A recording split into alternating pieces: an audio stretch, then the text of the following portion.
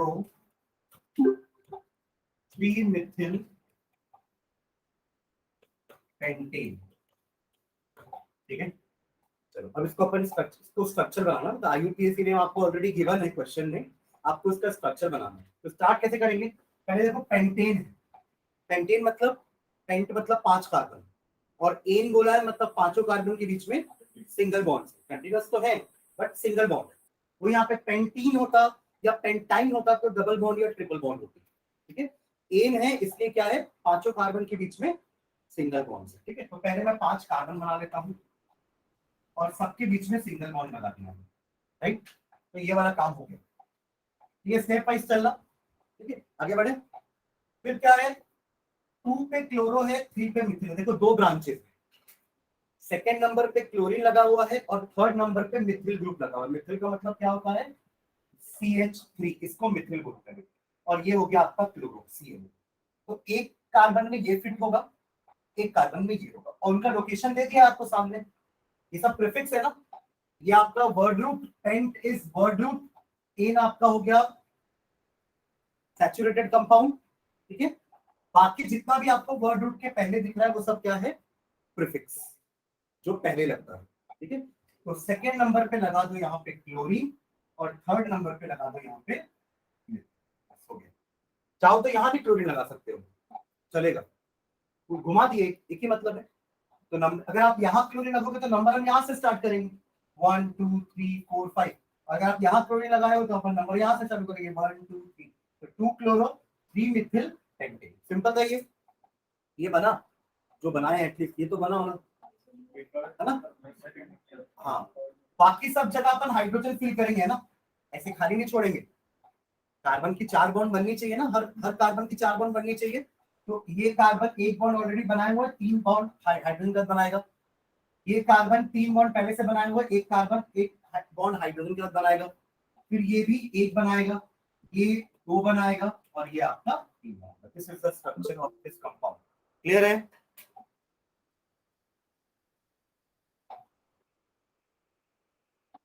माही बनाए हो? Yes sir. क्या बात कर, बनाए हो? Yes sir. वेरी गुड, हो गया ये? क्लियर है? ये बना फिर से क्यों? चलो ठीक है, चलो कोई बात नहीं। नेक्स्ट देखते हैं, सेकंड क्या था। देखो अगला देखो, 1 chloro 4 ethyl cyclohexane. 1 chloro 4 ethyl cyclohexane. आपको समझ में आया पिछला वाला नाम पूरा? पहला क्या है, साइक्लोहेक्सेन। तो पहले साइक्लोहेक्सेन बना डालो। साइक्लोहेक्सेन और बेंजीन में क्या फर्क होता है? बेंजीन में अल्टरनेट कार्बन के बीच में डबल बॉन्ड है, तो उसका मॉलिक्यूलर फॉर्मूला C6H6 होता है। Every carbon has got 1 hydrogen. Benzene में हर कार्बन के पास एक ही हाइड्रोजन है, बट साइक्लोहेक्सेन में क्या होता है, हर कार्बन के पास 2-2 हाइड्रोजन। ये देखो, ये वाला कार्बन ऑलरेडी 2 बॉन्ड तो बनाए हुए हैं बगैर वाले कार्बन के साथ। समझ रहे क्या बोल रहा हूं मैं? यहाँ पे हर एक पॉइंट का मतलब एक कार्बन होता है ना, ये पता है। एक कार्बन ये है, दूसरा कार्बन ये, तीसरा, चौथा, पांचवा, छठवां कार्बन। तो every carbon is connected to 2 carbon, मतलब उनकी 2 बॉन्ड खाली है, तो वो 2 किसके साथ बनाएंगे, वो हाइड्रोजन के साथ। तो इनका क्या रहता है, C6H12 साइक्लोहेक्सेन का।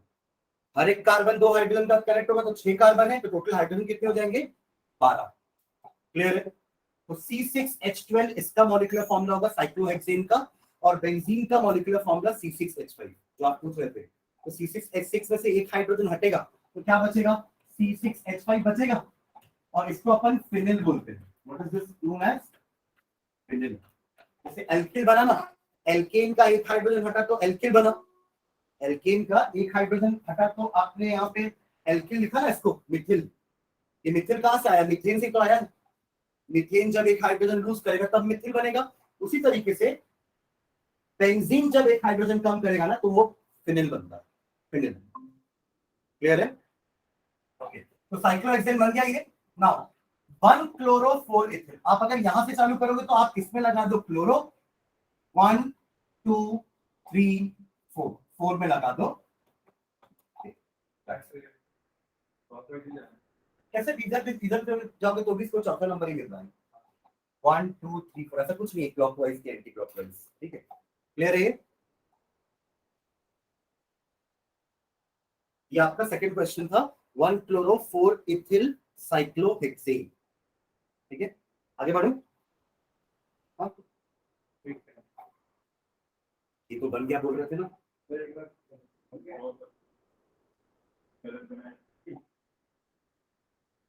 ठीक है, चलो आगे बढ़ते हैं। नेक्स्ट थर्ड था 4 टर्ट। ये थोड़ा नया था, मतलब नया तो नहीं है, 11th में पढ़े हैं बट मैं उस दिन नहीं पढ़ा है, तो मेरे से नहीं पढ़े ये चीज है ना। 4 tert, tert is the short form of tertiary. ठीक है, टर्शरी क्या होता है मैं बताता हूं आप लोग अभी। 4 टर्ट ब्यूटिल, 4 टर्ट ब्यूटिल 3 आयोडोहेप्टेन, 3 आयोडोहेप्टेन। ध्यान देना यहाँ पे। देखो हमारे जो कार्बन होते हैं ना वो 1 degree carbon, 2 degree carbon, 3 degree carbon होते हैं, है ना। जहां पे हम 1 डिग्री कार्बन उसे बोलते हैं जो सिर्फ एक और कार्बन से जुड़ा हुआ है। जैसे ये कार्बन 1 डिग्री कार्बन है क्योंकि ये सिर्फ एक और कार्बन से जुड़ा हुआ है। ये भी कार्बन 1 डिग्री कार्बन है क्योंकि ये एक ही से जुड़ा हुआ है। तो 1 डिग्री बोलो, या इसका एक और नाम होता है, इसका अपन प्राइमरी कहते हैं, primary carbon which is connected to 1 other carbon, बस उससे ज्यादा नहीं। ठीक है, 2 डिग्री कार्बन क्या होते हैं जो 2 से कनेक्टेड होंगे। जैसे ये वाला 2 degree, it is connected to 2 more carbon ना, तो दिस कार्बन इज 2 डिग्री, बाकी ये दोनों क्या है 1 डिग्री, क्योंकि ये तो एक से कनेक्टेड है। तो these are 1 degree carbon, primary carbon. ये 2 डिग्री, 2 डिग्री को हम क्या बोलते हैं secondary carbon. Primary 1 degree, secondary 2 degree. ठीक है, नाउ टर्शरी का मतलब क्या होता है, यहाँ पे लिखा हुआ है 3 degree. A carbon is connected to 3 more carbon like this, इसको अपन 3 डिग्री या टर्शरी बोलते हैं, समझ रहे हैं। तो इसी को ना एक्चुअली अपन टर्ट ब्यूटिल बोल रहे हैं। टर्ट का मतलब क्या है कि टर्शरी कार्बन, ब्यूटिल का ये 4 कार्बन है तो ब्यूटिल होगा। जैसे 1 कार्बन के लिए मिथिल बोलते हैं, 2 कार्बन के लिए इथिल बोलते हैं, 3 कार्बन के लिए प्रोपिल बोलेंगे, तो 4 के लिए क्या बोलेंगे ब्यूटिल बोलेंगे। पर 4 कार्बन तो ऐसे स्ट्रेट लाइन में भी कनेक्ट हो सकते हैं लाइक दिस, इसको भी तो ब्यूटिल बोल सकते हैं ना। तो इसको और इसको डिफरेंशिएट कैसे करेंगे, टर्ट वर्ड लगा के, समझ रहे। इसको बोलूंगा मैं एन ब्यूटिल। कॉमन नेम में एन का मतलब होता है नॉर्मल स्ट्रेट लाइन, समझ रहे। तो इसको बोलेंगे अपन टर्ट ब्यूटिल। ये वाला कहलाएगा आपका टर्श, सॉरी एन ब्यूटिल, ये वाला कहलाएगा आपका टर्ट ब्यूटिल, समझ गए। तो यही कार्बन यहाँ पे अटैच होगा। टर्ट ब्यूटिल में तो समझ गए ना सभी। ठीक है, चलो तो पहले तो हेप्टेन बना लेता हूँ। 1 2 3 4 5 6 7 carbon connected by single bonds, यहाँ तो क्लियर है। फिर उसमें 3 में आयोडो है और 4th में टर्ट ब्यूटिल। नंबर अगर यहाँ से चालू करोगे तो 1 2 3 यहाँ एक आई लगाना पड़ेगा, आयोडीन, आयोडो। और यहाँ पे आपको एक कार्बन ऐसा लगाना पड़ेगा जो कि 3 और कार्बन से कनेक्टेड होगा। बस इसी को तो उठा के यहाँ लगा दी, समझ रहे। This is 4 tert butyl 3 iodo heptane. हाँ कुछ बोल रहा था क्या इसमें, यहाँ लिखेगा तो फिर वही समझ नहीं आएगा ना कि वो स्ट्रेट है कि क्या है, समझ रहे। कनेक्शन से ही समझ में आ रहा है कि ये टर्ट है।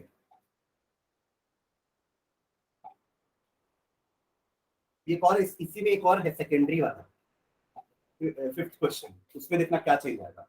सेकेंडरी है मतलब ये वाला कार्बन जुड़ेगा। अभी हमने टर्ट से जोड़ा, tert, tert is this one and secondary is this one, तो ये जुड़ेगा। ठीक है, वो आएगा अपना 5th क्वेश्चन वही है। क्लियर है ये सबको। बाकी मैं हाइड्रोजन नहीं फिल किया हूं ना, आप लोग करोगे हाइड्रोजन फिल।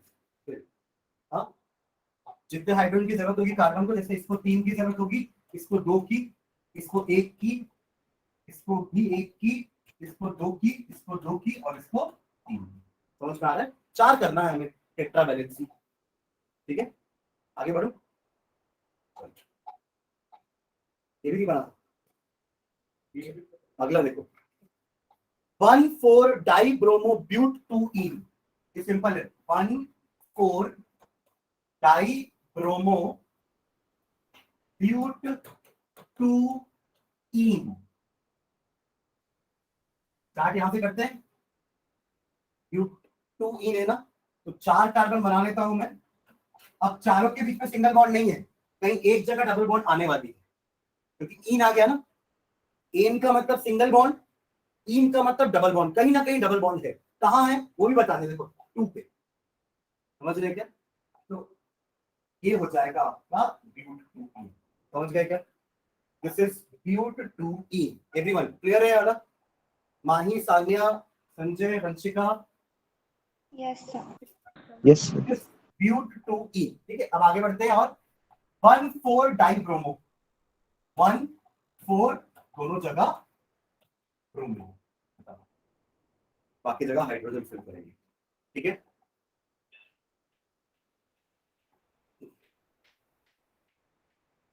हो गया, आगे बढ़े, नेक्स्ट। डन,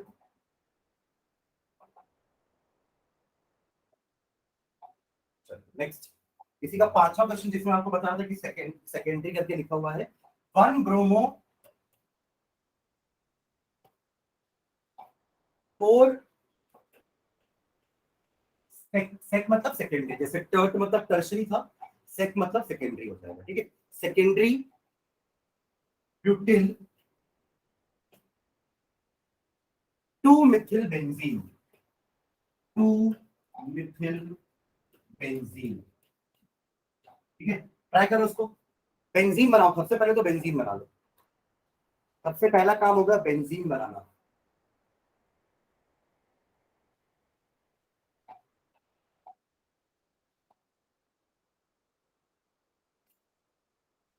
बेंजीन, ठीक है। अब इसमें 1 ब्रोमो बोला है, तो यहां लगा दो ब्रोमीन, हाँ कर सकते, ठीक है। 1 पे ब्रोमो, फिर 4 बोले तो क्या होगा, 1 2 3 4, ये वाला पोजीशन, कौन सा पोजीशन है ये, पैरा वाला, क्या पोजीशन है ये, पैरा, ऑर्थो मेटा पैरा। ठीक है, तो 4th पे, क्योंकि ये आईयूपीएसी में इसलिए 4 लिखा है, ठीक है, वरना पैरा लिखा रहता है। ठीक है, 4th पे सेकेंडरी ब्यूटेल का क्या मतलब हुआ, 4 कार्बन अभी भी लगने वाले हैं, बट वो ऐसे कार्बन से कनेक्ट होगा जो सेकेंडरी कार्बन, मतलब ऐसा कुछ,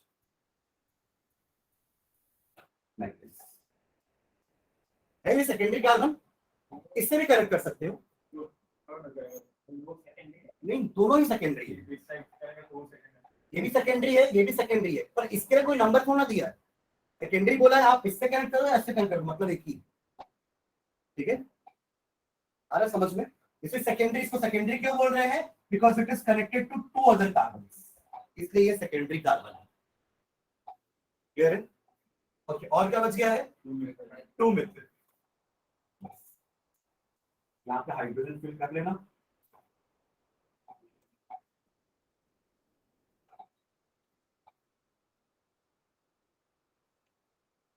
ठीक है,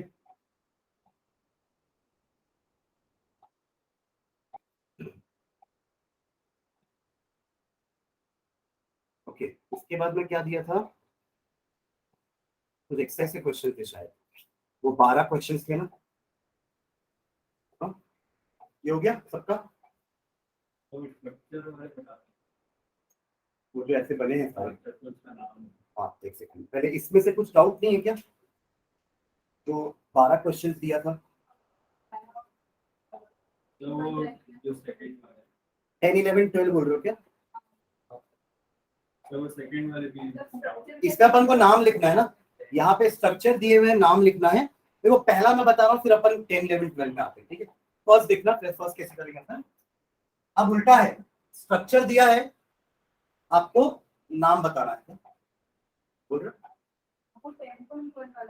हाँ 10.1, इसका फर्स्ट क्वेश्चन कर रहा हूँ, फिर अपन 10 11 12 में आ जाएंगे, जो आप बोल रहे हो ना, और को पैरा मेटा वाला। ठीक है, तो पहला क्वेश्चन देखो क्या लिखा है, CH3 का ट्वाइस ऐसा लिखा हुआ है। ठीक है, CH 2 बार ऐसा लिखा है, CH, फिर ब्रैकेट में आपको Cl लिखा हुआ है और CH3, और इसका आईयूपीएसी नेम कैसे लिखा, अगर ऐसा कुछ लिखा रहता है तो आप समझ जाना कि अगर ब्रैकेट यूज किया है ना, तो ये दोनों एक ही कार्बन पे कनेक्टेड, ये होता है इसका मतलब। इसका मतलब ये नहीं कि CH3 दो बार, समझ रहे, लगातार दो बार CH3 नहीं हो सकता, फिर आगे कैसे ब्रांच बनाएगा। अगर आप बोलोगे कि सर ये CH3 ऐसा होगा, ये CH3 ऐसा होगा, तो फिर 5 बॉन्ड बना लेगा कार्बन। समझ रहे क्या बोलना चाह रहा हूं मैं। तो कभी भी ऐसा कहीं लिखा है ना ब्रैकेट के बाहर कुछ नंबर लिखा, इसका मतलब क्या है कि वो उसी दोनों कार्बन से कनेक्टेड है। क्लियर है ये। तो एक्चुअली में इसका स्ट्रक्चर कुछ ऐसा है, एक CH3 में यहां लगाता हूं, एक CH3 में यहां लगाता हूं, ये दोनों लाइक दिस। ये CH है, ये CH3 and this is CH3। समझ में आ रहा है क्या, है ना। उसके बाद एक CH है और ब्रैकेट में फिर Cl है, मतलब ये Cl कनेक्टेड है, राइट। और फाइनली फिर ये वाला हो जाएगा आपका CH। ठीक है। अब देखो आप नंबरिंग कहां से चालू करोगे, ये फंक्शनल ग्रुप है क्लोरीन, ये तो आपका सब्स्टिट्यूएंट है मिथिल, तो आप यहां से ना चालू करके नंबरिंग यहां से चालू करोगे ताकि आपके फंक्शनल ग्रुप को कम नंबर मिले। तो कैसे स्टार्ट होगी नंबरिंग, 1 2 3 एंड 4। ठीक है।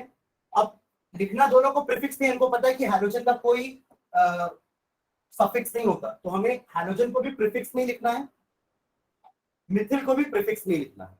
अब M बाद में आता है, C पहले आता है, alphabetically C comes first, M comes later। तो उस हिसाब से 2 क्लोरो, राइट, नंबर के बाद हाइफन फिर लेटर्स, है ना, फिर लेटर के बाद हाइफन फिर नंबर, 3 मिथिल, सही है। 2 पे क्लोरीन, तो 2 क्लोरो, 3 पे मिथिल, 1 2 3 4 ब्यूटेन। समझ गया क्या, हाँ क्लियर है, सिंपल था ये ना। बाकी भी ना उसके 1 से लेके 9 तक सिंपल है, 1 से लेके पूरा 9 तक सिंपल है। अपन 10 11 12 देखते हैं जो आप बोल रहे हो ना। हाँ हाँ, पैरा ऑर्थो और मेटा तीनों दिया है ना। चलो ये हो गया, क्लियर है फर्स्ट क्वेश्चन। अब मैं इसका 10th क्वेश्चन में आ रहा हूँ ना कि बाकी 1 से लेके 9 तक सिंपल है। क्या बोला पहला क्वेश्चन, मतलब 10th वाला, पैरा, फिर यहाँ Cl लिखा है, C6H4, ध्यान देना, C6H4 बेंजीन है ना, C6H4 C6H6 बेंजीन होता है। उसमें एक जगह क्लोरीन नहीं मिली तो एक हाइड्रोजन कम हो गया, और दूसरा ये और कनेक्टेड है किसी से, इसलिए एक हाइड्रोजन और कम हो गया। ठीक है, H4 फिर क्या है, CH2 CH, ब्रैकेट में CH3 का, ऐसा कुछ है। मतलब अगर आप इसका स्ट्रक्चर बनाओगे तो कुछ ऐसा बनेगा, देखो ये हो गया आपका बेंजीन, C6H6 होता है ना। यहाँ पे अगर आपका क्लोरीन लगा है तो क्लोरीन के हिसाब से पैरा पोजीशन क्या होगी, ये होगी ना पैरा पोजीशन। ये क्लोरीन अगर यहाँ लगा हुआ है तो ये हो गया ortho position, this is Meta and this is para. यहाँ लगा है आपका ये पूरा ग्रुप। ठीक है, अब कैसे लगा ये पूरा ग्रुप, देखो CH2 CH, और ये CH में दोनों CH3 लगा हुआ है, लाइन बाई नहीं है, अभी तो बताया था ब्रैकेट लगा के। तो एक CH3 यहाँ और एक CH3, देखो एक बार ऐसा कुछ होगा। हाँ, ये जो दिया है ना उसी का स्ट्रक्चर बनाया हूं पहले मैं, अभी नाम नहीं लिखा हूं मैं, यहां तक ठीक है। ये आइडेंटिफाई कर पा रहे हैं सब, माही, सानिया, वंशिका, संजय, Yes, sir. मतलब जैसा वैसा जो जो दिया था ना वैसा बना दिया हूं मैं। C6H4 क्यों आया, क्योंकि एक हाइड्रोजन क्लोरीन के कारण हटा और एक हाइड्रोजन इसके कारण हटा, ये पूरे ग्रुप के कारण, इसलिए C6H4 ही बचा। ठीक है, अब ये ग्रुप में क्या लगा है, CH2 लगा है, फिर CH लगा है, और फिर CH में ही दोनों मिथिल ग्रुप है, ऐसे ना कि CH3 के बाद एक और CH3 नहीं आ पाएगा। अगर आपने कॉर्नर में CH3 लगा दिया तो उसके बाद एक और CH3 नहीं आ पाएगा, 5 बॉन्ड नहीं बनानी हमें कार्बन की। ठीक है, तो स्ट्रक्चर एक्चुअली में ये है। ठीक है, अब देखो इसको ना अपन कॉम्प्लेक्स ब्रांच बोलते हैं। अभी तक अपन सिर्फ ब्रांच पढ़ते थे ना कि ये आपका अगर एक लॉन्ग चेन है तो ये सिंपल ब्रांच होगी मिथिल, पर अगर ब्रांच के अंदर ब्रांच होती है ना तो उसको अपन कॉम्प्लेक्स ब्रांच बोलते हैं, कॉम्प्लेक्स सब्सिक्वेंट, जिसका नाम हम ब्रैकेट के अंदर लिखते हैं। इसका खुद का अलग नाम होगा जो अपन ब्रैकेट के अंदर लिखेंगे। और जिस कार्बन से वो कनेक्टेड होता है ना वो कार्बन नंबर 1 हो जाता है उस चेन के लिए। मतलब ये अपने आप में एक चेन है ना, अंदर ब्रांचेस के अंदर ब्रांचेस, इसको कॉम्प्लेक्स ब्रांच बोलते हैं। अगर ये नहीं होता ना ये वाला, तो ये सिंपल ब्रांच होती, प्रोपिल बोल देते हैं। क्या बोलते हैं? प्रोपिल। समझ रहे हैं क्या बोल रहा हूं मैं? बट क्योंकि ब्रांच के अंदर एक और ब्रांच आ गई है, तो अब आप इसको सिंपल प्रोपिल नहीं बोलोगे, ठीक है? इसको हम क्या बोलेंगे? इसको अपन नाम इसका लिखेंगे ब्रैकेट के अंदर। देखो इसका नाम क्या हो जाएगा? स्टार्ट आप यहां से करोगे 1 2 3 4, ऑर्थो मेटा पैरा यूज नहीं करेंगे, है ना, क्योंकि वो तो हम उसके लिए यूज करते हैं कॉमन नेम्स के लिए। या आईयूपी से लिखे तो अपन 1 2 3 4 नाम डालेंगे। तो 1 पे क्लोरो है, राइट? 1 पे क्या है? क्लोरो।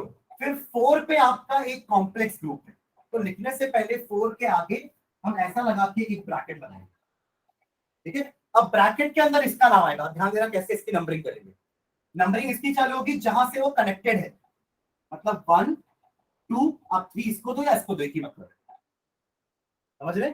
आपको मन कर रहा है इसको देने का 3 की, सर इसको लेते हैं चेन, तो 2 पे मिथिल आएगा। और अगर आप बोलोगे सर नीचे वाले को, तो तब भी 2 पे मिथिल आएगा। समझ रहे हो क्या बोल रहा हूं मैं, है ना? तो आप इसको दे दिए, इसको क्या नाम लिखूंगा मैं? 2 मिथिल प्रोपेन मत लिखना, क्योंकि ब्रांच है, ब्रांच में हमेशा इल लगता है, ब्रांच में हमेशा इल लगेगा, तो प्रोपाइल। 2 मिथिल प्रोपाइल इसका खुद का नाम है। समझ रहे हो?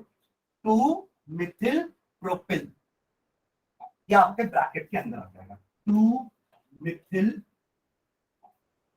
प्रोपिल। इसके पहले अपना 1 क्लोरो, और एंड में क्या लिखूंगा? अरे कुछ भी बेंजीन। समझ गए नाम? कोई doubt? 1 chloro 4 2 Mithil propyl benzene, ठीक है? विदाउट मैं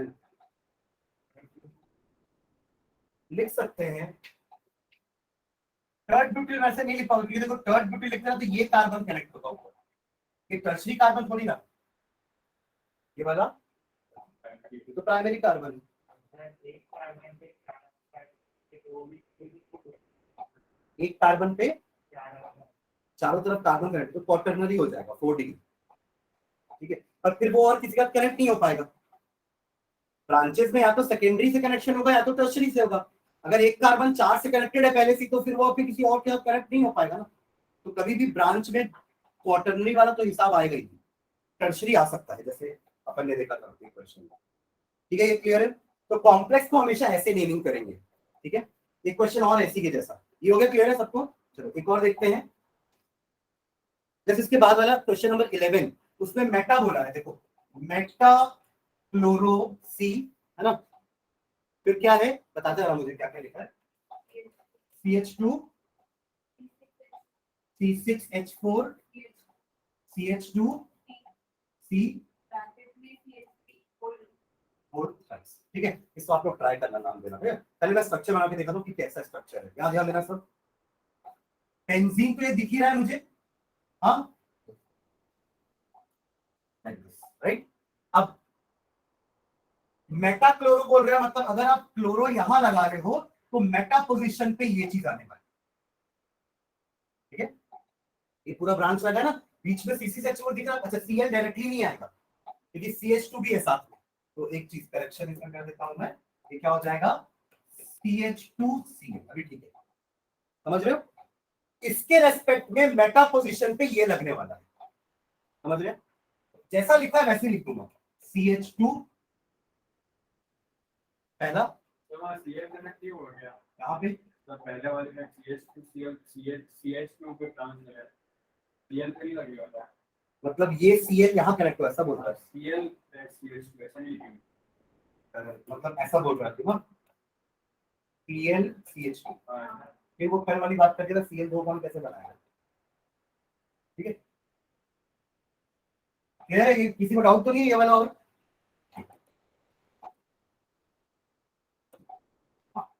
तो जैसा यहाँ लिखा है वैसे लिख रहा हूं मैं, CH2 यहाँ आ गया, फिर उसके साथ C कनेक्टेड है, बन गई ना? इसकी 4 बॉन्ड बन रही है इस कार्बन की, 1 2 3 4। अब इस C के साथ 3 C ऐसे करेंगे, CH3 ये, CH3 ये और CH3, और इसको ट्राई करो नाम 1 2 3 ट्राई करो।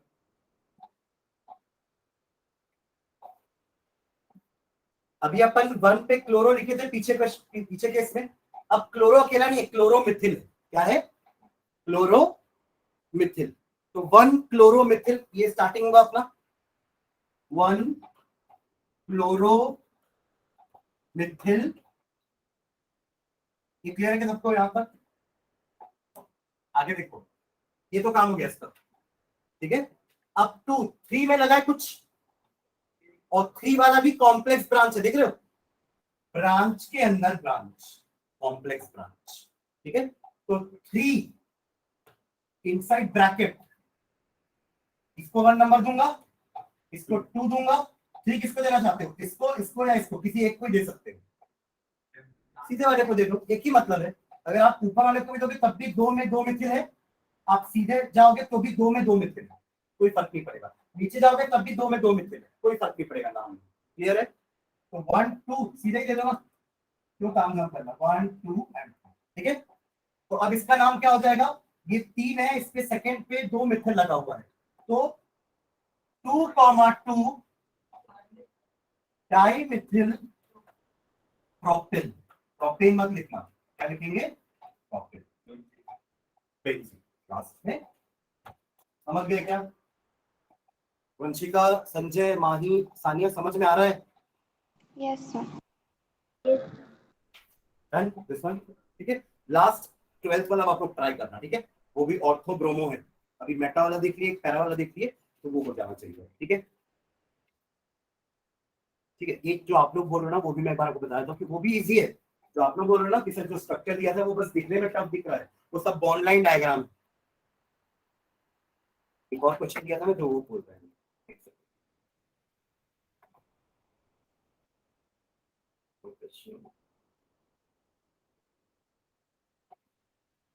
हो गया ये? आगे बढ़ो। एक बस इसका और बता रहा हूँ, फिर अपन नोमेनक्लेचर क्लोज करेंगे।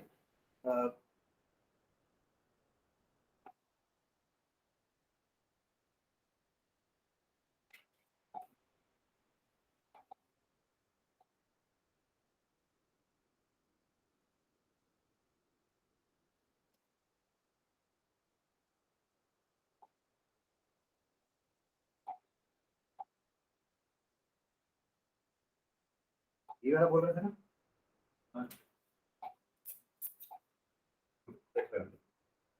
दिखने में टफ दिख रहा है, बट ये भी सिंपल है।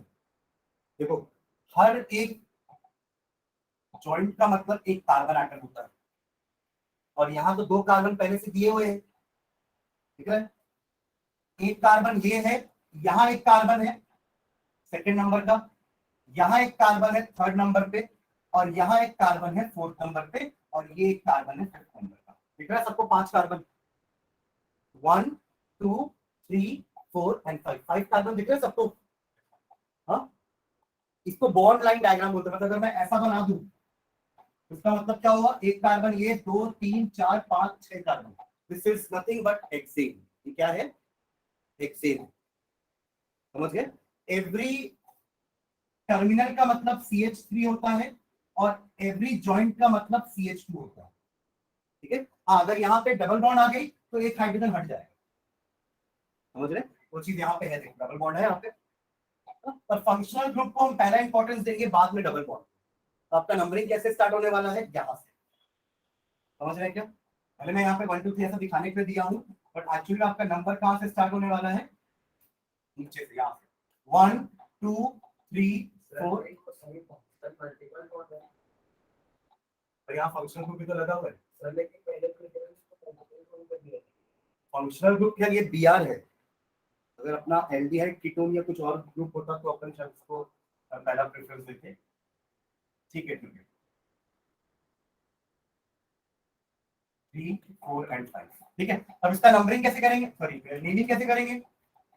1 2 पे आपका एक डबल बॉन्ड है, और 4 पे ब्रोमीन।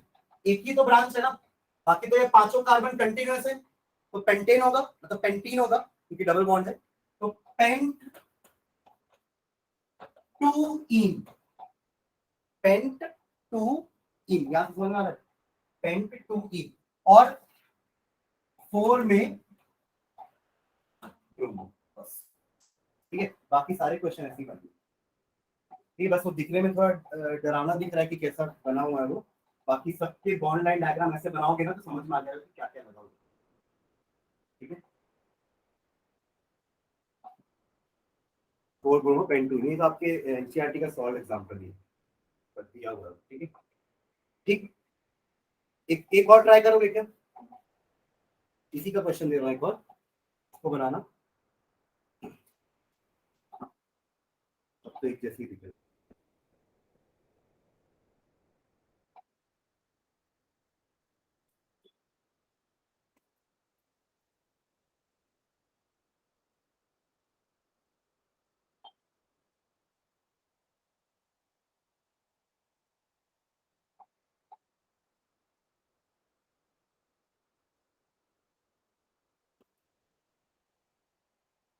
हाँ, इसको बनाइए। 1 2 3, तीन ही कार्बन दिख रहे हैं, एक ये आपका और है। 1 2 3, ये ब्रांच हो जाएगा पूरा, है ना। कंटिन्यूस नहीं है ना, जैसे इसके पहले में पांचों कंटिन्यूस थे, बट यहाँ आप कोई तीन कोई कंटिन्यूटी बना सकते हो। देखो किसको, एक किसको ले लोगे, डबल बॉन्ड को तो लेना पड़ेगा। तो 1 2 एंड 3, ये वाला समझ रहे, this is 1, this is 2 and this is 3। Third वाले कार्बन में 2 हाइड्रोजन लगे हुए हैं और एक ब्रोमीन है, ठीक है। सेकेंड वाले कार्बन में एक मिथिल है, एक डबल बॉन्ड है और यहाँ पे इस कार्बन के साथ बॉन्ड बना रहा है, ठीक है। इसका क्या नाम हो जाएगा, ट्राई करूं।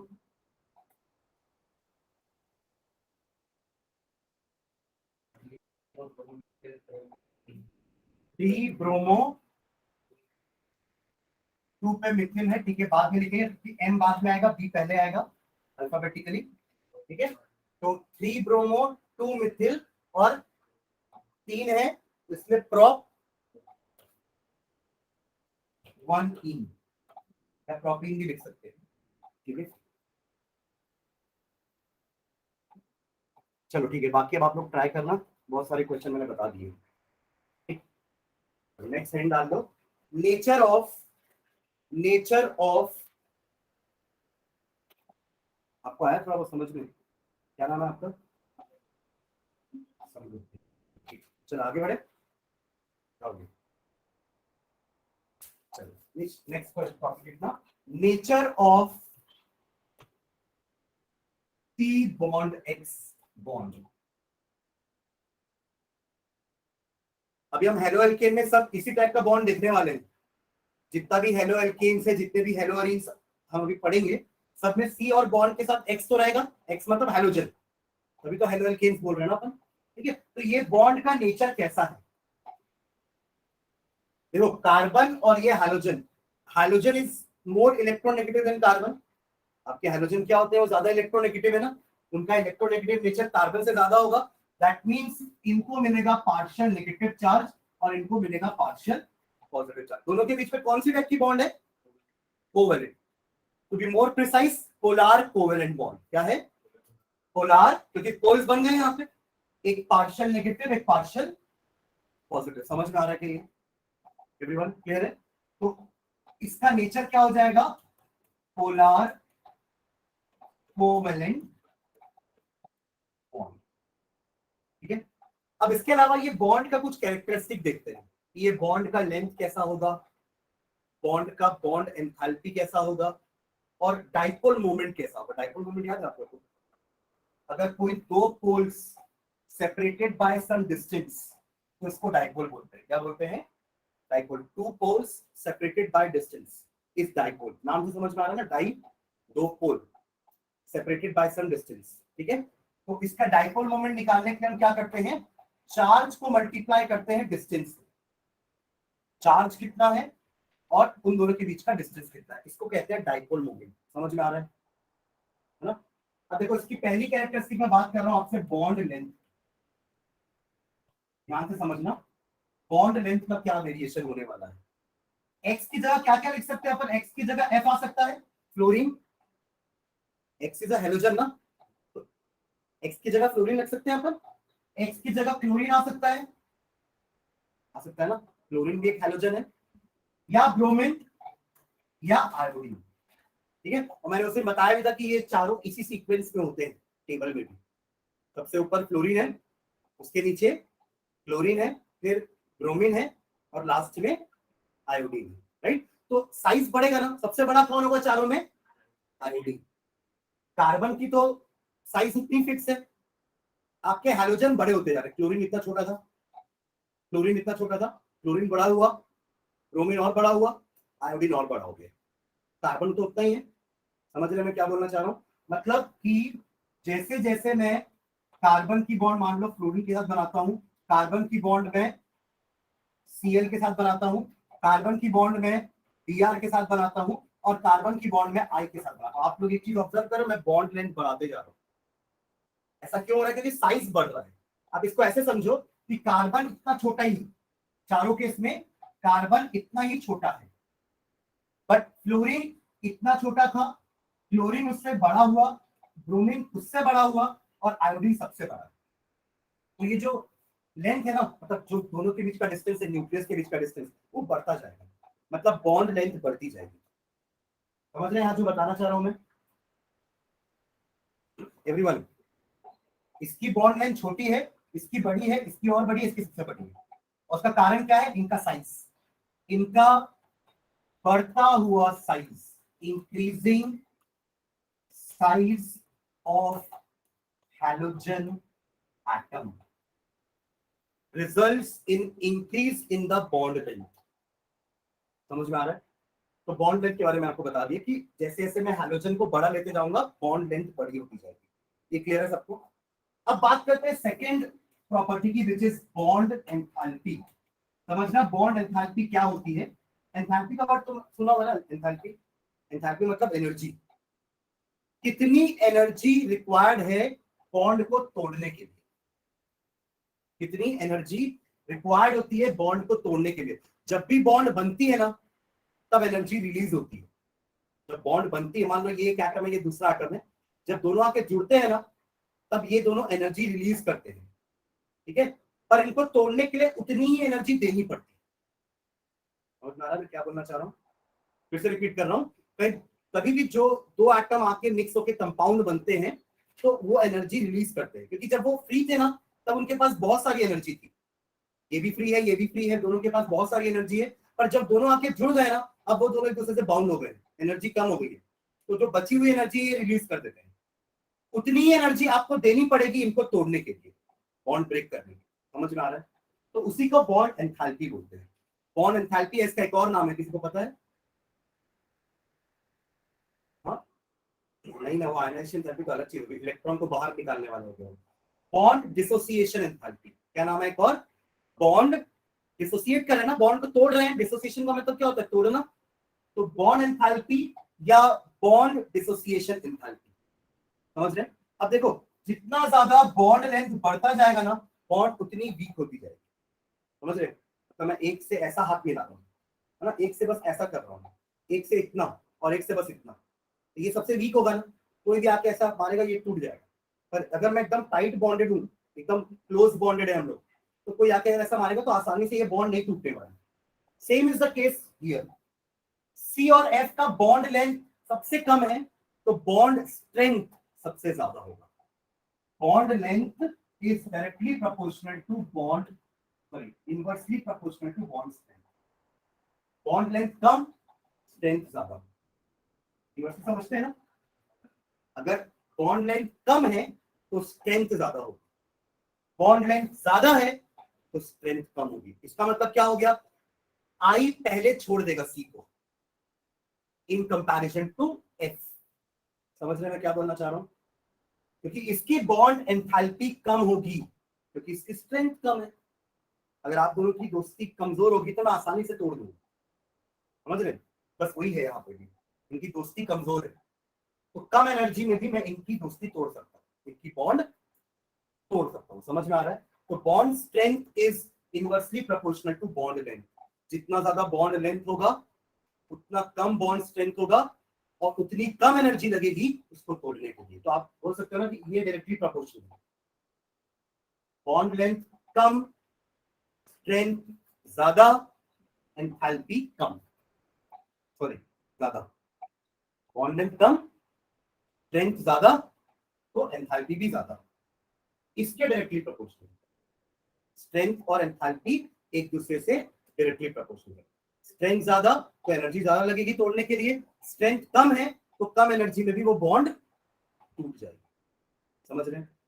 हाँ, ये होगी दूसरी बात बॉन्ड एंथैल्पी की, और मैंने बॉन्ड स्ट्रेंथ भी डिस्कस कर दिया है ना। और तीसरा चीज मैंने आपको बताया था वो डाइपोल मोमेंट। अगर आप देखोगे तो fluorine is the most electronegative element. Fluorine सबसे ज्यादा इलेक्ट्रोनेगेटिव है ना, मतलब सबसे ज्यादा चार्ज तो यही होगा, चार्ज सेपरेशन। मतलब मान लो अगर फ्लोरीन का चार्ज लेट्स ऐसे ही बोल रहा हूँ -4 है और इसका चार्ज लेट्स से -1 है फॉर एग्जांपल, तो इन दोनों के बीच का डिस्टेंस कितना है आपका? -3 का चार्ज का डिस्टेंस है, डिफरेंस है, राइट? वैसे ही वो डिफरेंस यहाँ कम होते जाएगा, बट डिस्टेंस तो बढ़ रहा है ना। आपका डाइपोल मोमेंट तो दोनों पे डिपेंड कर रहा है। It is depending upon charge also and it is depending upon distance also. मतलब अगर आप देखोगे तो सबसे ज्यादा बॉन्ड, सबसे ज्यादा डाइपोल मोमेंट इसका होगा, इस बॉन्ड का, क्योंकि इसका साइज भी उतना बड़ा नहीं है या इतना छोटा नहीं है और चार्ज भी अच्छा खासा रहेगा। अगर आप यहां आओगे ना तो एक फैक्टर कम है, कौन सा? चार्ज वाला फैक्टर कम है, क्योंकि ये लेस इलेक्ट्रोनेगेटिव है।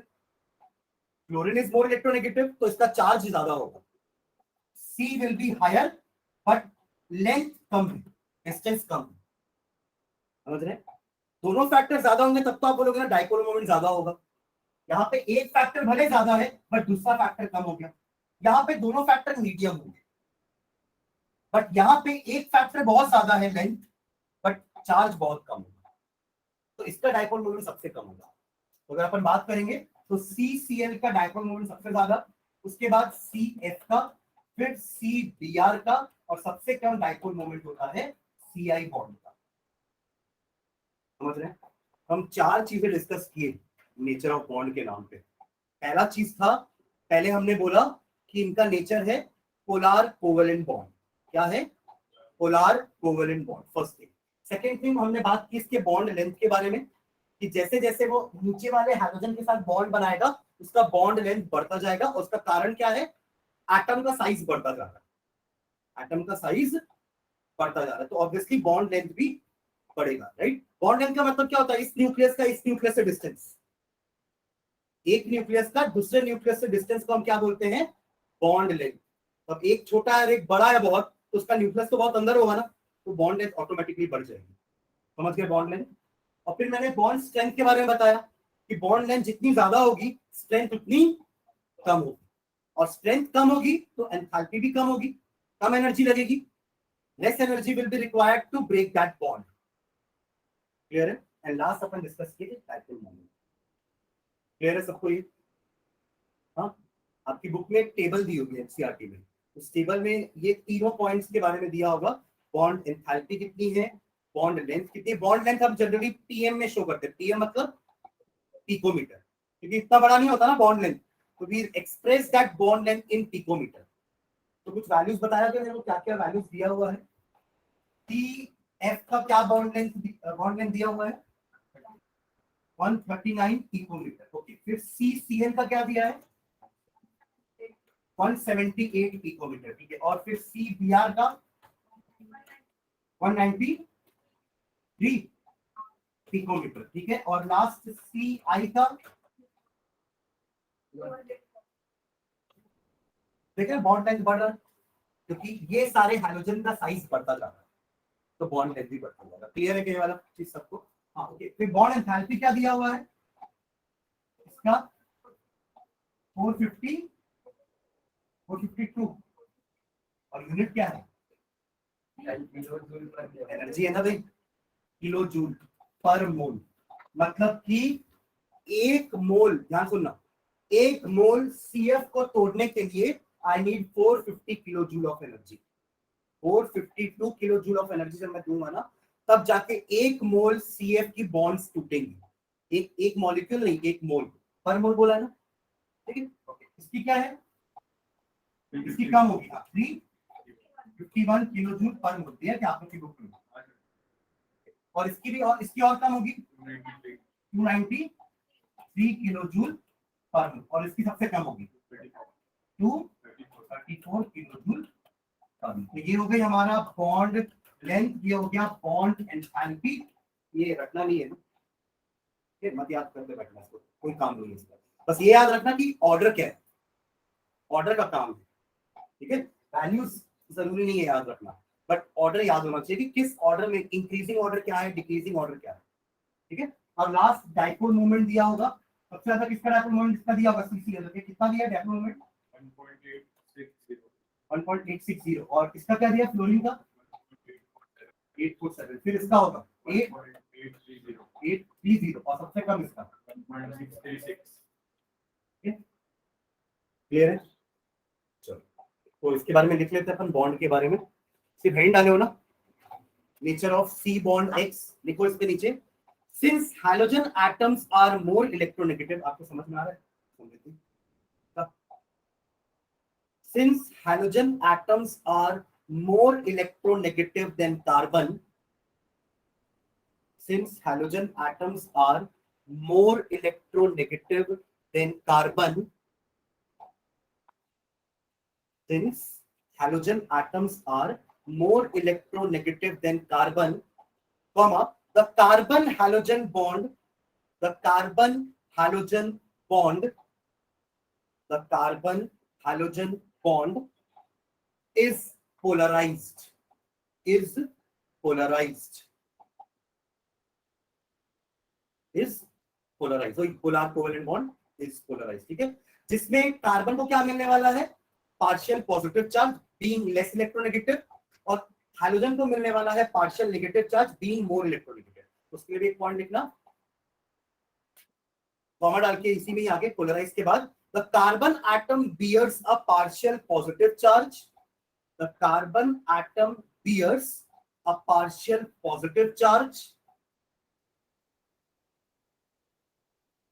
the carbon atom bears a partial positive charge, whereas the halogen atom bears a partial negative charge, whereas the halogen atom bears a partial negative charge.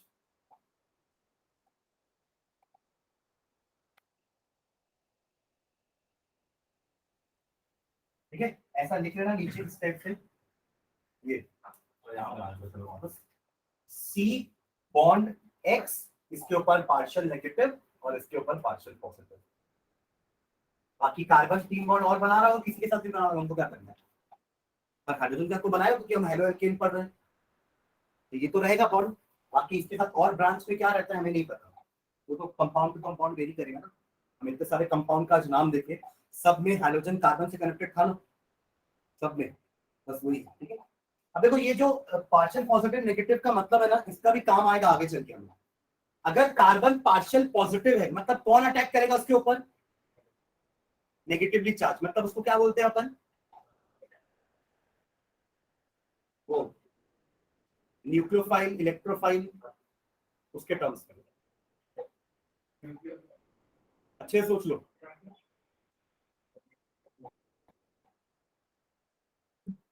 ये positively charge है ना carbon, तो definitely कोई negative body आएगी इसके पास attack करने के लिए, है ना, और नेगेटिवली चार्ज बॉडी को हम क्या बोलते हैं, न्यूक्लियोफाइल। देखो ऐसे नहीं समझ में आया तो N का मतलब न्यूक्लियोफाइल, N का मतलब नेगेटिव, ऐसे याद रखो। ये मैं अपना ट्रिक अभी जस्ट बनाया है ना, वरना मैं तो वो न्यूक्लियस लविंग से ही याद रखता हूँ कि न्यूक्लियोफाइल मतलब न्यूक्लियस लवर होगा, और न्यूक्लियस को तभी प्यार करेगा जब वो नेगेटिव चार्ज होगा। तो negatively charged species are nucleophile, clear, negatively charged species are nucleophile. इसका मतलब अपन को ये समझ में आ गया है कि halo alkanes nucleophilic substitution reaction show करेंगे। फिर से रिपीट कर रहा हूं, ध्यान देना, halo alkanes nucleophilic substitution reaction show करेंगे। ऐसा क्यों बोल रहा हूं मैं, क्योंकि यहां पे जब एक न्यूक्लियोफाइल आएगा ना, तो जो एग्जिस्टिंग न्यूक्लियोफाइल है वो हट जाएगा, ये Cl, अगर मान लो ये X की जगह Cl होता तो Cl नेगेटिव भी तो अपने आप में न्यूक्लियोफाइल है। Cl नेगेटिव इज न्यूक्लियोफाइल और नॉट, नेगेटिव चार्ज है। F नेगेटिव भी न्यूक्लियोफाइल है, Br नेगेटिव भी न्यूक्लियोफाइल है, I नेगेटिव भी न्यूक्लियोफाइल है। तो न्यूक्लियोफाइल एक आएगा और पहले वाला न्यूक्लियोफाइल हट जाएगा। इसी प्रोसेस को अपन न्यूक्लियोफिलिक सब्स्टिट्यूशन रिएक्शन बोलते हैं। समझ रहे हो क्या बोल रहा हूँ? एक एग्जांपल और देता हूँ। CCl है मान लो, यहाँ पे कुछ भी लगा होगा, और OH नेगेटिव, ये एक न्यूक्लियोफाइल है, OH negative is a nucleophile. तो ये अटैक करेगा आपके कार्बन के ऊपर। कार्बन 4 बॉन्ड तो नहीं बना सकता, 5 बॉन्ड तो नहीं बना सकता। ये जब आएगा इसके ऊपर अटैक करने तो अपने आप क्लोरीन क्या है, यहाँ से हट जाएगा। इसी रिएक्शन को हम न्यूक्लियोफिलिक सब्स्टिट्यूशन रिएक्शन बोलते हैं। समझ गए ना? पढ़ेंगे अपन जब हम हैलोजेन की प्रॉपर्टीज में आएंगे ना, तो ये एक प्रॉपर्टी है हमारी न्यूक्लियोफिलिक सब्स्टिट्यूशन रिएक्शन। ये सब तो हाइड्रोजन है, ये नहीं छोड़ेगी। न्यूक्लियोफाइल यही है ना, तो यही हटेगा। अगर एक न्यूक्लियोफाइल आएगा तो दूसरा हट जाएगा। ठीक है, हाँ चलो। सर वो तीनों हाइड्रोजन होंगे, इसी कारण छोड़ेंगे ना। अगर हाइड्रोजन की जगह हम हाइड्रोजन का कोई मिथिल भी होता तो भी नहीं छोड़ते, मतलब कार्बन भी होता ना तो भी आपका न्यूक्लियोफाइल नहीं हटता, जो एक्सिस्टिंग न्यूक्लियोफाइल। हाँ, अगर मान लो ऐसा बोल रहे हो आप कि सर यहाँ पे Cl भी है मान लो, और यहाँ पे I भी है, 2 हाइड्रोजन, यहाँ दोनों जगह H है ना। तो अब जब OH नेगेटिव आएगा ना, तो हमें पता है कि कौन सा सबसे बेटर लीविंग ग्रुप है, कौन सबसे पहले छोड़ेगा कार्बन को, बताओ मुझे। आयोडीन। क्यों? बॉन्ड लेंथ ज्यादा, स्ट्रेंथ कम, एंथैल्पी कम। तो I निकलेगा और I की जगह OH मिलेगा। समझ गए? तो एक्चुअली ये सब चीजें अपन को अप्लाई करना आना चाहिए। हमने बस यहाँ पढ़ लिया कि इसका बॉन्ड एंथैल्पी इतना होता है, इसका ये एनर्जी इतना है, ये साइज इतना है, सिर्फ उसको यही याद नहीं रखना है, इस चीज को आगे यूज भी करना है। Iodine is the better leaving group, ये समझ में आ गया हमको। यहाँ उसका कोई रीजन पूछेगा तो यही होगा कि आयोडीन जो बॉन्ड बनाता है उसकी बॉन्ड लेंथ बड़ी होती है, बॉन्ड लेंथ बड़ी होने के कारण बॉन्ड स्ट्रेंथ कम होती है, स्ट्रेंथ कम है तो बॉन्ड एंथैल्पी कम होगी, इसलिए आयोडीन आसानी से निकल जाएगा in comparison to fluorine, chlorine and bromine. समझ गए? क्या लिखे थे? ये बना के ना CX ऊपर एक पार्शियल पॉजिटिव एक पार्शियल नेगेटिव। ठीक है, नेक्स्ट टाइम लिखना, since the size of halogen atom increases, since the size of halogen atom increases as we go down the group, जैसे जैसे हम एक ग्रुप पे नीचे आते तो हाइड्रोजन का साइज बढ़ रहा है ना, ये वही लिखे हैं, लिखते समय तो समझा करो ना क्या लिख रहे हैं। ठीक है, सही लिखे कि since the size of halogen atom increases as we go down the group, comma fluorine atom is the smallest, क्योंकि फ्लोरीन सबसे ऊपर है, fluorine atom is the smallest and iodine atom the largest, and iodine atom the largest.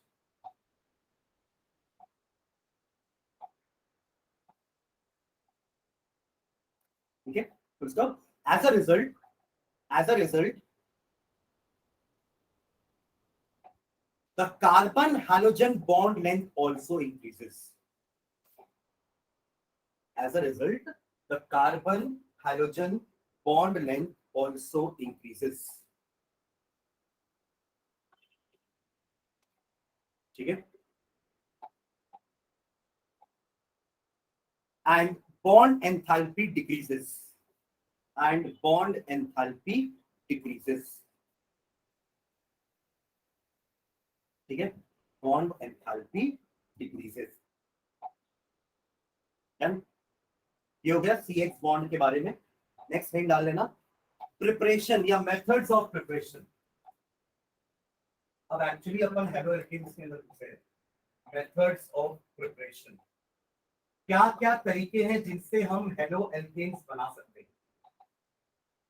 ठीक है, क्या क्या तरीके जिससे हम हेलो एल्केन बना सकते हैं, मतलब ऐसा कोई कंपाउंड जिसमें C बॉन्ड X लगा हो, इससे अपन हेलो एल्केन बोलेंगे। ठीक है, तो पहला मेथड लिखना, from alcohol, from alcohol, from alcohol. Alcohol क्या होता है? अल्कोहल का जनरल फॉर्मूला ये होता है ROH। R मतलब कोई अल्किल ग्रुप और साथ में OH लगा रहेगा, CH3OH, C2H5OH, C3H7OH and so on. Methanol, ethanol, propanol, जो भी मैंने 3 नाम बोले ना, तो कोई भी यहाँ पे R की जगह कोई भी ले सकता है, कोई भी आपका अल्किल ग्रुप आ सकता है। This is a general form of alcohol. जैसे RX is the general form of haloalkane, ARX is the general form of haloarenes, वैसे ही ROH is the general form of alcohol। ठीक है, अगर मैं अल्कोहल से बना रहा हूं, ध्यान रखना कैसे अपन बनाएंगे। मुझे ये OH नहीं चाहिए, नहीं चाहिए ना, इसकी जगह मुझे X चाहिए, तब तो हेलोअल्केन बनेगा। तो X लगाने के बहुत सारे तरीके होते हैं। हम ये X मतलब हेलोजन, हम एक हाइड्रोजन एसिड से भी डाल सकते हैं, HCl, HBr, HI, HF, ये सब आपके हाइड्रोजन एसिड्स होते हैं, जानते हैं ना हाइड्रोजन एसिड्स।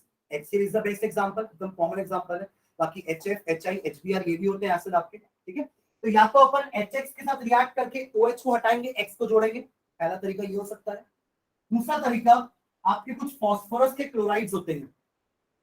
फास्फोरस 2 टाइप के क्लोराइड बनाता है, ट्राई और पेंटाबी। PCl3 सुने, PCl3 इसका नाम है फास्फोरस ट्राइक्लोराइड या फिर फास्फोरस पेंटाक्लोराइड। तो हमको दूसरा रिएजेंट ऐसा लेना है जिसके पास हैलोजन होगा, तभी तो हेलोअल्केन बनेगा। क्योंकि पहला रिएजेंट तो फिक्स कर दिया हमने, अल्कोहल।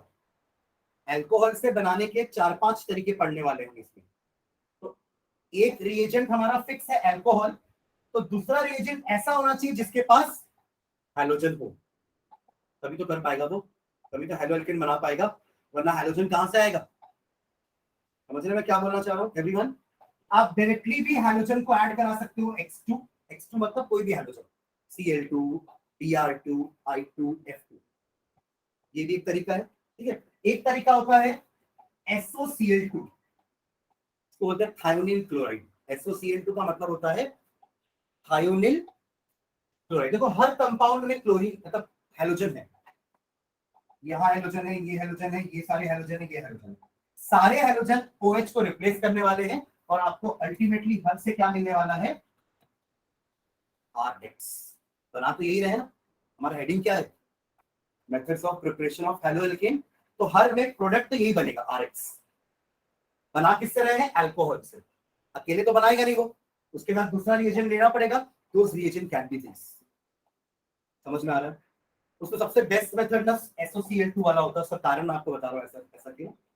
जब SOCl2 के साथ अपन अल्कोहल को रिएक्ट करवाते हैं ना, तो RX को बनता है, साथ में सल्फर डाइऑक्साइड गैस और HCl गैस बनती है, दोनों गैस है, दोनों उड़ जाएंगे, तो सिर्फ यही बचेगा जो हम बनाना चाह रहे थे। समझ रहे मैं क्या बोलना चाह रहा हूँ, मतलब मेहनत कम है, वरना क्या होगा देखो, बाकी सारे के साथ भी RX तो बनेगा, बट सबके साथ कुछ बाई प्रोडक्ट्स भी बनेंगे।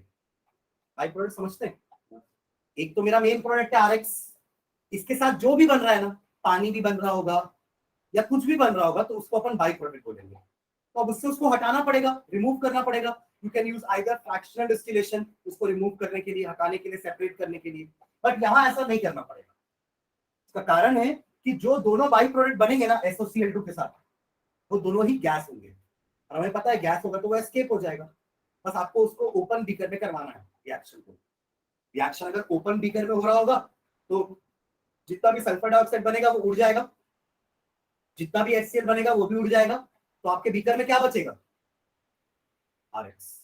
बन गया ना, मेहनत नहीं करनी पड़ी RX को अलग करने के लिए बाई प्रोडक्ट से। समझ रहे मैं क्या बोलना चाह रहा हूँ, हाँ ठीक है। चलो तो हेडिंग क्या डाले हैं, पहला फ्रॉम अल्कोहल, इसमें लिखना alkyl halides are best prepared from alcohols. Alkyl halides are best prepared from alcohols.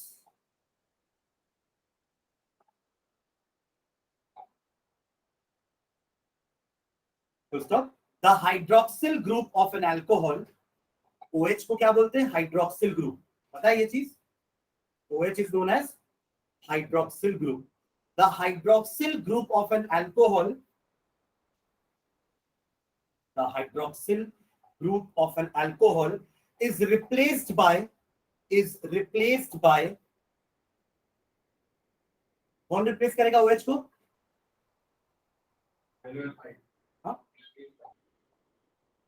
Halogen. कौन रिप्लेस करेगा? हैलोजन। ठीक है, अभी तक तो हम बात की ना कि ROH RX में चेंज होगा। कब होगा? जब X OH को रिप्लेस करेगा। ठीक है, तो क्या लिखे? The hydroxyl group of an alcohol is replaced by halogen on reaction with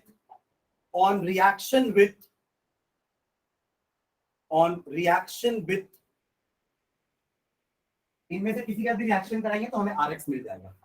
ठीक है, ऑन रिएक्शन विद, पहला अपन क्या लिखे? HX लिखे ना, तो उसको क्या बोलते हैं?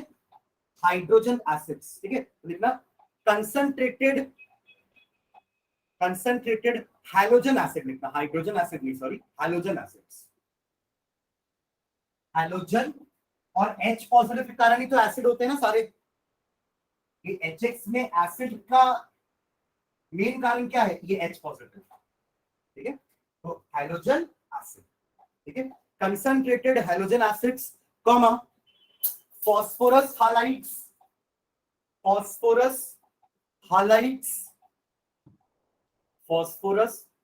जहां पे मैंने आपको PCl3 PCl5 बताया। ठीक है, एग्जांपल के लिए फॉस्फोरस हाइलाइट्स कोई भी हो सकते हैं, Br भी हो सकता है, I भी हो सकता है। ठीक है, फॉस्फोरस हाइलाइट्स और थायोनिल क्लोराइड, और थायोनिल THI को spelling NYL, thionyl chloride, bracket में SOCl2, थायोनिल क्लोराइड। ये थायो वर्ड अपन सल्फर के लिए यूज करते हैं, याद रखना। हम जब नॉमेनक्लेचर भी करते हैं ना, तो सल्फर वाले में अपन थायो वर्ड यूज करते हैं। थायो का मतलब सल्फर से रिलेटेड है।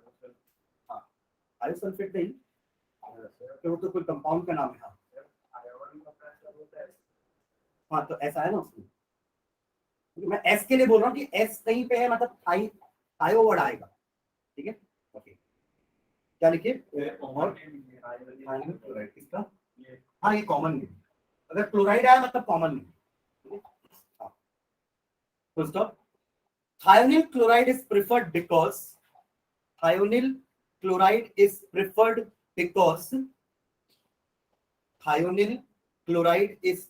बिकॉज क्या रीजन बताया था मैंने? हाँ, जो अदर दो बाई प्रोडक्ट बनेंगे ना, दे आर एस्केपेबल गैसेस। ठीक है, तो क्या लिखे हैं? thionyl chloride is preferred because the other two products are escapable gases. escape हो सकते हैं, हमें कुछ करना नहीं पड़ेगा, बस हमें ओपन बीकर में रिएक्शन करना है। That's it. The other two products are escapable gases. ठीक है, escapable gases, escape हो सकते हैं। ठीक है, hence the reaction gives pure alkyl halides.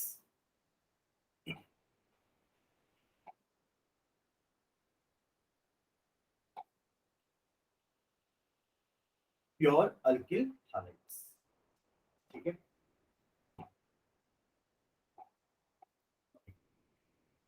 पहले अपन हैलोजन एसिड का एक रिएक्शन लिखते हैं। ठीक है, रिएक्शन लिखना मेरे साथ में, ROH प्लस HX, कोई भी हैलोजन एसिड।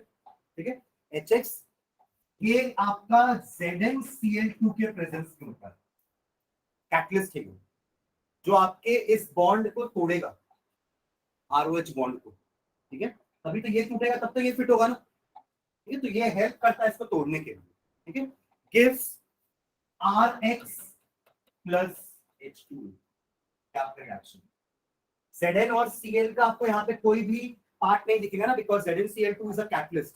कैटलिस्ट कभी रिएक्ट नहीं करता, it just alters the rate of reaction without actually taking part in it. तभी आपको प्रोडक्ट में जिंक कहीं नहीं दिख रहा है और Cl भी कहीं नहीं दिख रहा है। हाँ, Cl अगर यहाँ आया भी तो वो यहाँ का आएगा। अगर मैंने HCl लिया है तो जाहिर सी बात है मेरा RCl ही बनेगा। आया ना? समझ में आ रहा है क्या लिख रहे हैं अपन रिएक्शन? तो एक और चीज अपन यहाँ पे लिखेंगे कि ये जो आपका अल्कोहल है, ये किस टाइप का अल्कोहल है? Primary alcohol.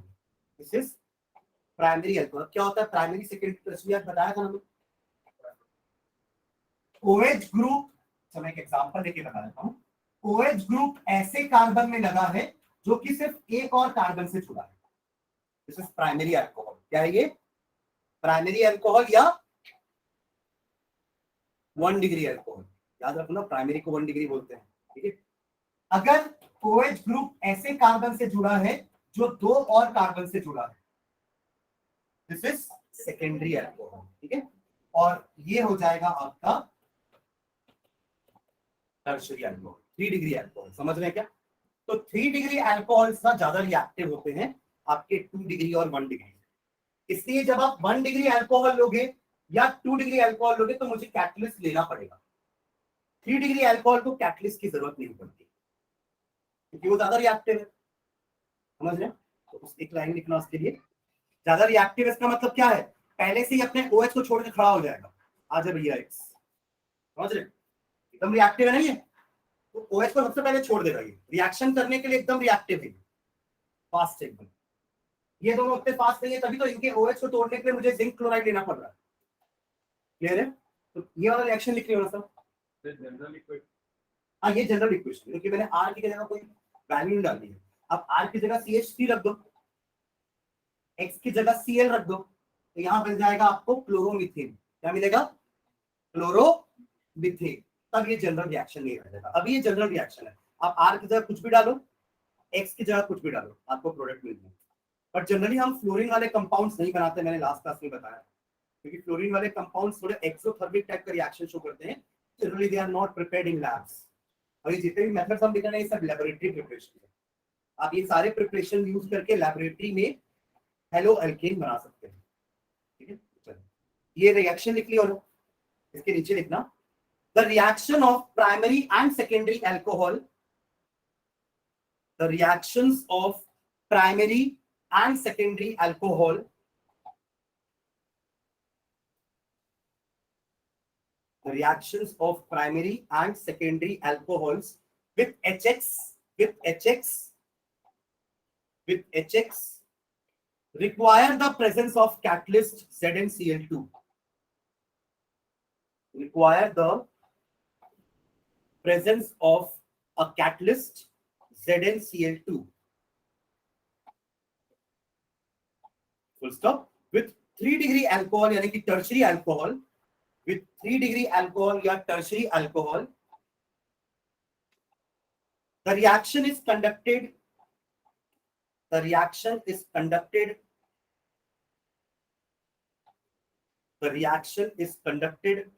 by simply shaking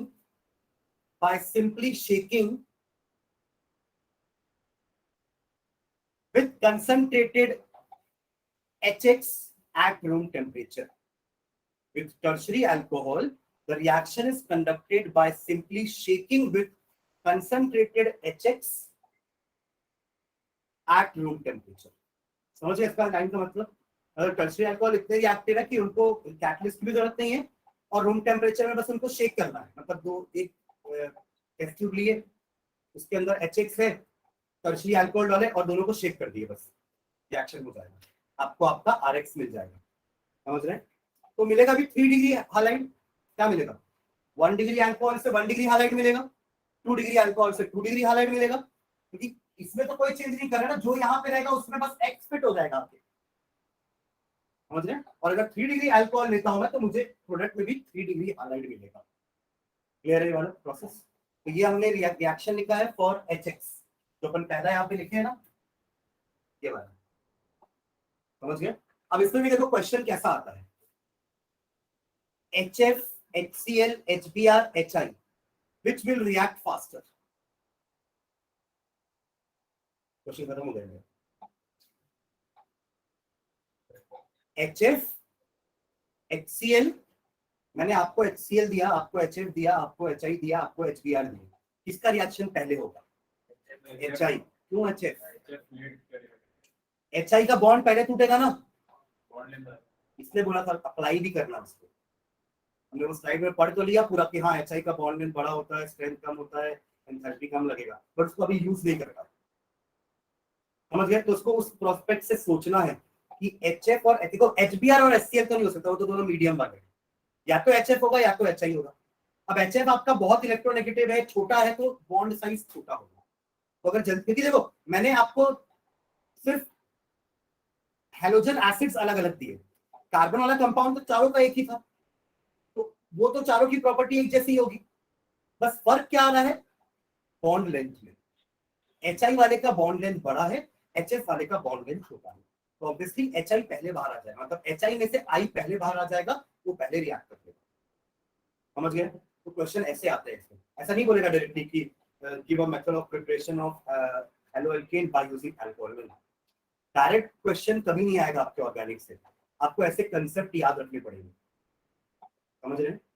ये तो पहला रिएक्शन है हमारे ऑर्गेनिक का, ऐसे 4 चैप्टर हमारे पास, ठीक है। ऐसे बहुत सारे रिएक्शन हम पढ़ेंगे, बहुत सारे नेम रिएक्शन पढ़ेंगे, तो कंसेप्ट समझना है कि रिएक्शन कैसे हो रहा है, ठीक है, क्योंकि उसका कहीं ना कहीं यूज होता है। क्लियर है? ठीक, तो आज यही एंड करते हैं इसको, नेक्स्ट क्लास में अपन आगे बढ़ेंगे इसके, ठीक है। कुछ और मेथड, मतलब ये तो अभी अपन अल्कोहल से ही पहला मेथड देख रहे हैं, हम बहुत सारी चीजों से हेलोएल्केन बना सकते हैं, ठीक है। नेक्स्ट क्लास में प्रिपरेशन खत्म करेंगे। चलिए, थैंक यू।